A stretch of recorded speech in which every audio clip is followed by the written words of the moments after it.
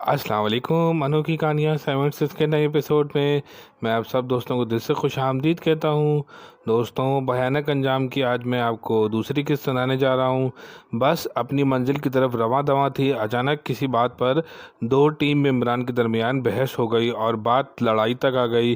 काफ़ी मुश्किलों से बीच बचा हुआ बात ख़त्म हुई। ये जो सारी मुसीबतें आ रही थीं इस वजह से आ रही थी कि ये जो जगह थी ये बहुत हॉन्टेड मनहूस किस्म की थी जगह। खैर पूरे डेढ़ खैर पूरे डेढ़ दिन के सफ़र के बाद सारे मेंबरान लीडर समेत लोकेशन तक पहुंच गए। ज जब पहुंचे तब रात के 10 बज रहे थे।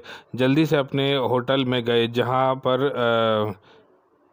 फरहान जहां फरहान साहब ने कमरे बुक किए थे। ये होटल लोकेशन से 1 मील दूरी पर वाक़ था। रात को सब अपने अपने कमरों में सो गए। सुबह टीम के चंद अफराद फरहान साहब के साथ लोकेशन की स्टडी करने के लिए गए। ये लोग जैसे ही इस लोकेशन के मेन गेट पर पहुंचे, यानी मेन एंट्रेंस पर पहुंचे, तो चंद कदम ही अंदर चले होंगे तो फरहान साहब को ऐसा लगा कि कोई इनके पीछे चल रहा है।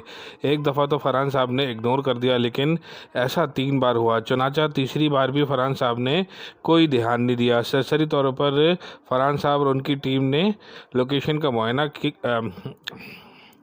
सरसरी तौर पर फरहान साहब और उनकी टीम ने लोकेशन का मुआयना किया और चले गए और पूरी टीम को तैयार करके रात 10 बजे लोकेशन पर आ गए।